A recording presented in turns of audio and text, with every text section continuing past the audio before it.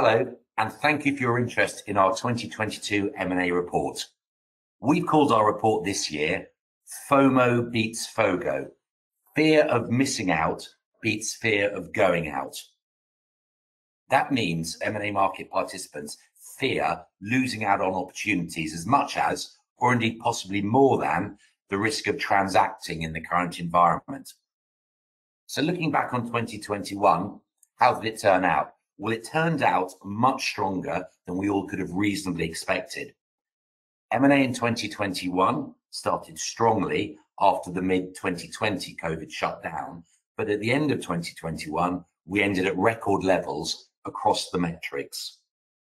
This was, we think, because of the strength of activity of both types of key players in the market. Corporates and private capital were both active. And why were they so active? Well, corporates focused with ever more urgency on M&A as their response to the imperative of building resilience, which the pandemic calls for. It was also their fast track to the imperative of fundamental business transformation, which the pandemic only accelerated. Corporates were determined to emerge as the winners and not the losers from this historic moment. Private capital, on the other hand, focused on deploying their record levels of dry powder, supported by continued buoyant debt markets. They recalled the successes of those players who'd invested in the aftermath of the global financial crisis, and private capital is now not keen to miss out at this similar moment, a potentially once-in-a-career market transformational moment. So, what did all this mean for M&A practitioners in 2021? Well, it meant we all had a very busy year. Lots of activity with hotspots including SPACs, competitive public takeover situations, and significant corporate carve-outs.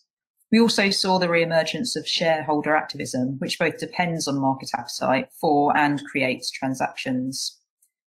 In terms of deal terms and what the processes look like, I think it's fair to say that sellers generally had the upper hand in this crowded market, with rising multiples and ever higher valuations achieved. During 2020, the key challenge was, can we execute large, complex deals remotely? Well, we learned quite quickly that that was all possible. And whilst getting around the table for origination continues to be very important, we don't need to be there in person to execute deals. We faced new challenges in 2021 when it came to execution. Firstly, from a legal perspective, we've continued to see the growth of government intervention in M&A, most clearly reflected by the rise in national investment regimes like the UK NSI Act, which came into force on the 4th of January 2022. The second new challenge is resourcing, both within client teams and professional advisors stretched by the frenetic activity levels.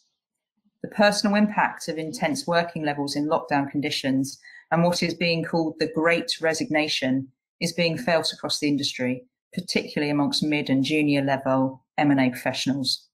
So for the first time in many years, resourcing has become a key discussion item at deal kickoff meetings. Our annual M&A report looks at this rapidly shifting landscape and unpicks some of the detail in there. In particular, ESG taking centre stage in transactions, activist shareholders impacting on acquisitions, the surge in public M&A that we've seen in key markets, the SPAC phenomenon, and of course de-SPACing M&A transactions, and as Caroline identified, something that's been around for the last few years and continues, the impact of foreign direct investment regimes on deals. We also, from our offices around the world, look at some of the regional variances in trends. So, for example, how the slower Japanese emergence from the pandemic is reflected in more cautious cross-border M&A activity by those clients. And in the UK, how post-Brexit sterling valuations are driving a very busy UK public deal market. So will global M&A activity continue at these levels in 2022? That's the key question. Well, there are reasons to be cautious. the COVID variant concerns will continue to threaten expectations of a vaccine-led economic rebound. And there's been no cooling of geopolitical tensions, like China's relations with the West and the UK's relationship with Europe, as well as other conflicts around the world. But really, it feels like geopolitical headwinds have been accepted as the new normal by deal makers for a few years now. And the M&A market has proved over the last couple of years its ultimate resilience in taking the pandemic in its stride. One thing we would say is that more business failures are anticipated, particularly when the end of government support measures are fully felt. Now, we've been saying this for some time, of course, but there's not yet been the level of distress M&A practitioners braced themselves for as we went into lockdown back in 2020. We also ended 2021 with fresh warnings around mounting inflationary pressures, currently top of the list of concerns, and where attention will be most intensely focused in 2022. That caution will continue to permeate throughout the year. People will be asking, how long can this level of activity be sustained for? We think it's also important to balance those with the long-term theme. The long-term theme that we think is going to be a permanent feature for a while, and that is M&A as an accelerated business transformation route. We think that's important and will remain important.